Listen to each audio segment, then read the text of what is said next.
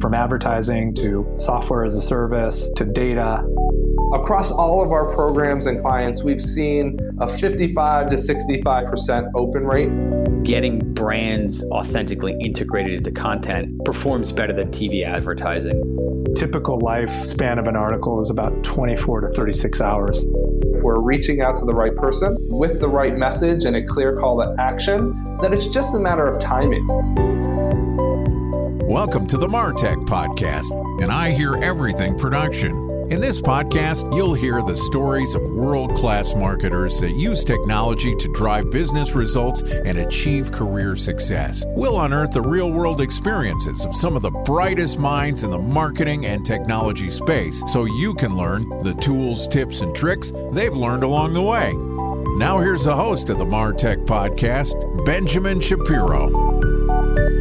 Welcome to the MarTech Podcast. I'm your host, Benjamin Shapiro, and today we're going to talk about tools that can help you control your inbox. Joining us is Andy Mowat, who is the CEO of Gated, which is the first tool built to help people protect their attention rather than having it attacked by over 10,000 people. Gated is flipping marketing on its head and, in the process, reducing the noise and helping great content get through to your inbox. And today, Andy and I are going to discuss how reaching your audience is evolving. All right, here's the first part of my conversation with Andy Mowat, the CEO of Gated. Andy, welcome to the MarTech Podcast. It's great to be here, Benjamin. Excited to have you on the show. Excited to talk about what I think is one of the more interesting innovations this year in marketing, not just MarTech specifically, but broadly. We all think about email as being one of the primary marketing channels, mostly with B2B and SaaS companies. Seems like there's a lot of direct cold outreach that brands are relying on to try to find their customers. I know that we do it, and it's been less and less successful over time, and I'm freaking out, man. So talk to me a little bit about what you're seeing. You work in this space, understanding not only how people are getting to the inbox, but some of the ways that can filter that content. What are you seeing with the relationship between brands and their audience, and how is it evolving? Yeah, it's actually one I've been thinking deeply about for a long time. I think there's two areas to look at here. One is like, how do you get new people and how do you outbound? But I think your question was much more around like, how do brands engage audiences? So there's really not too many owned ways to reach an audience, right? Like you can rent a SEM list, you can rent ads and all the other different ways to kind of engage people one time. But in terms of how do you communicate with your owned audience, there's really only email. And maybe we're starting to see actually maybe the proliferations there of communities where you can try to engage them in a community if you want to build one, but that's hard to do. And so there aren't a lot of new ways to engage an audience today. So email, people keep sending more. You mentioned the sort of acronym earned and owned and paid, and I think it's worth going into that. There's always different paid channels to test. You can always pay and rent space. You can earn media. You can go and do your PR and try to do something that's interesting, get other people to talk about you. Hey, podcasting, that's a great way to do it. Own media, building a list. So there's a couple different components. That one is doing your lead generation, right? Actually capturing contact information. And then the question is, how are you sending messages? How has that evolved? Communities you mentioned. I would say that if you're a content creator, we own our audience. Email as well. Talk to me about some of the mechanics for actually building those lists and have those evolved in the last couple of years.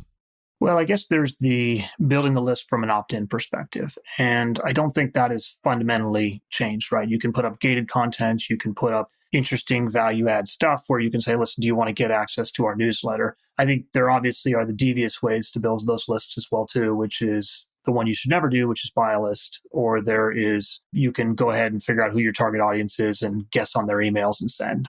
If you're thinking about owned audiences, really you only want to be doing the first piece. And they fundamentally haven't changed. What has changed, though, is automation and the ability to get people's information very easily on email. Yeah, I mean, to me, the one thing that sticks out is you mentioned the sort of connection of, well, you can rent an audience, and often what you're doing is renting an audience to try to make them your own. You can do performance marketing and have them be directed to a place where they're opting in to give you an email address, and that's how you're collecting information about your future audience. Then the question becomes, how do you stay in front of them? Hey, maybe you have them added to a community. Maybe they're subscribing to a content feed, your newsletter, and then there's your direct emails. Talk to me about what's happening with direct email and what are you seeing in the marketplace? Are people getting more emails? Are they responding more? What's the world look like when it comes to actually communicating with that own audience? It's tough. I mean, I've run now marketing operations at 3 unicorns. You can build a list, you can send the content. I'm seeing there's definitely a lot of intelligence around what content you send and trying to make that as relevant as possible. Clearly, there's the classic stats, right, of are people clicking and engaging? And if they're not, you may need to pause that list and come back at it. But in terms of the fundamental ways of sending, I don't see them changing dramatically. What I have seen that's really innovative, and we touched a little bit on it, was community, right? Like at Culture Amp, we had a massive list. We would send 50, 100,000. But the problem with that is you can only send so many times before people either tune out the content or they don't click on it. And so you're constantly kind of like adding to that list and then degrading the list. I think what we found was really effective was how do you put assets that people want to engage with around that, right? So we ran, I think it was 180 events a year, meetups, geek ups, different types of things. We had community job boards. We had a lot of those things. And so I think a lot of the success, right, is if you get an audience member and they're not ready to buy right now, that's the challenge in a lot of this stuff, which is how do you keep those people warm? How do you nurture them? And so you can just keep sending them good content all the time. And you can definitely figure out like, okay, great. Who are they? Where are they spending time on my website? How are they engaging with me? And I've seen some really neat tools that have started to get intelligent about like what's the right content to send to somebody, but still they've got to want those emails. And there's so much noise there of people are both you're subscribing to newsletters that you do want. You're getting default opted in through the sales process or in some other way, like somebody's pinged you once, and then people have added you to a list that you actually haven't accepted. And then there's the ones that people are just adding you to newsletters all the time. And so I think what's ending up happening is we're getting this newsletter marketing blast overload. I think there's also the key question of, do people want to consume content in email? Is that something that, and personally, I've made the decision that no, I don't want to consume content in email. I want to consume it on other platforms. And when I'm in content consumption mode rather than communication mode. I'm a religious unsubscriber. Like you get one shot at me, and if I see an email that I don't like from your brand, I'm out. I don't want newsletters. I get 2 newsletters in the morning. They're daily morning news and technology updates and try to stay. Well, I take it back. Juan Mendoza's This Week in Martech. It's twice a week. I love it. It's our sister newsletter. I read that one word for word. The other newsletters I kind of passively get, and I don't want a bunch of bloat in my inbox. Now, maybe I am the outlier where I am unsubscribing from everything. How often do people unsubscribe? Is this something where if you can get a lead and you just add somebody to your newsletter, there likely is value? Or are people actually going to unsubscribe like I do? Well, first off, like I have the similar behavior to you. There's only 2 that I let into my inbox. One, by the way, is one that I do read as well too. So it's a very high bar of what do I want to be able to consume in content there. I will tell you though, unsubscribing is dangerous. So if you've subscribed in the first place and it's a reputable newsletter, you're good to unsubscribe. But if you're unsubscribing from something that you never subscribed to in the first place and you don't have a relationship with, that's a signal for them that you are listening to it and they can sell that data on to somebody else. And so I always caution people about like, don't unsubscribe if newsletters or other types of messages have an unsubscribe button, but it also opens you up to viruses as well too. And so I generally advise not to. So to your question of what's the behavior of the unsubscribe of different people, I can only speak to you from sending marketing mass newsletters, just running mops at 3 unicorns, which is like their standard unsubscribe rates. They're going up slightly. I think people are annoyed, but I think a lot of people just tune it out. And I think that's where gated comes in, which is, do you really have to deal with unsubscribing to all of this stuff? You mentioned that unsubscribing can open you up to all sorts of other problems. Give me a little bit more detail about that. How am I going to get in trouble by pressing the unsubscribe button? Well, if you're a reputable newsletter like Juan's or somebody else like that, you're not. But if you are unsubscribing from something that's not, like you've immediately raised your hand and said, listen, this inbox is monitored. I pay attention to it and I read it. So they may either never unsubscribe you because now they're like, great, this person's reading this stuff. Or they will unsubscribe you, but then they will sell that information on to somebody else. And I think either of those is not a great scenario to be in. So I think there's how effective is unsubscribe versus spam marking is a question. And If it's a marketing system, it's reputable for a compliance standpoint, they will enforce that on there, but there's no reason that you can't shift it to another platform or take that email and send it somewhere else. If I go to gated.com and you have a newsletter, and if I engage with your sales team, they sign me up for the newsletter, I can click on subscribe and be opted out of the email because you're a reputable source. I already know who you are. If a random newsletter shows up in your feed, you're basically saying don't unsubscribe to get it away. Even though you're trying to be nice and saying no thank you, you're actually better off either ignoring it or spamming it. That's my belief. Yes, I think with Gated, we in particular said, from a default perspective, if you don't know or haven't approved somebody, it shouldn't go to your inbox. And so the problem just goes away. But for anyone else who your inbox is free reign and you have no control over it, it's a problem. And I generally would suggest in that case, spamming it instead.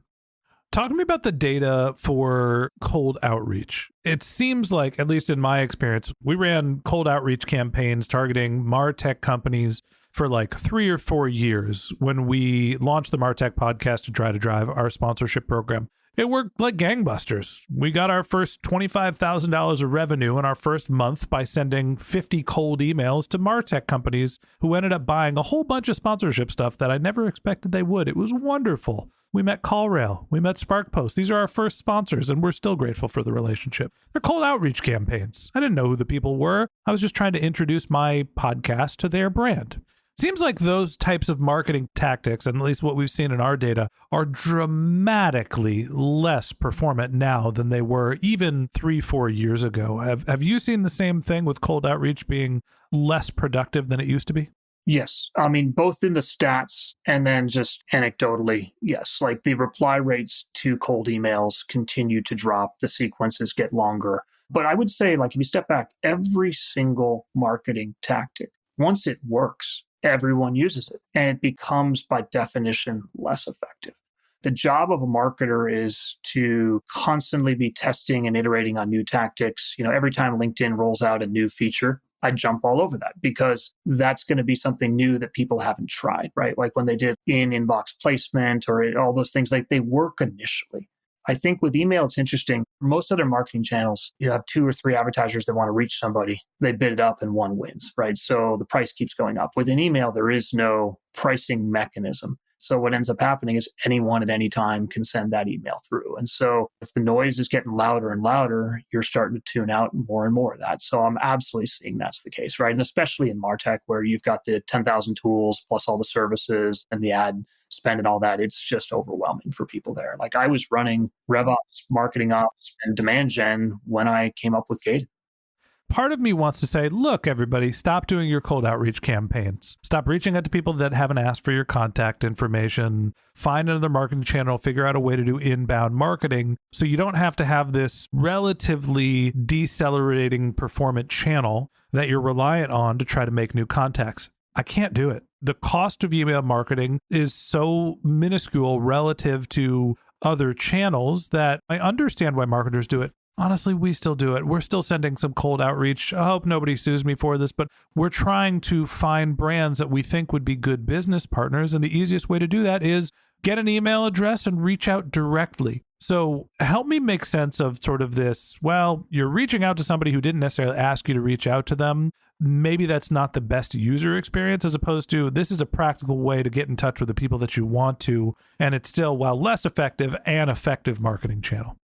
I guess I'd split it into 2. Like if you're talking about sending content to an audience, I think you continue to do that. If you're talking about outbound, that's a different play in my mind. I think there's the difference between, are you selling something to somebody or are you marketing to them? So I can go down either route. Like I guess I would say, to me, email is the unique identifier in every single marketing system. Every time somebody tries to get a hold of you and capture you, like email is that unique ID. So we capture that, we use it in all of our systems. It's how we sync across different folks, and it's easy to guess and do it. And so like people are going to continue to do it. And I think it's a core fundamental foundation. Like I believe in outbound email.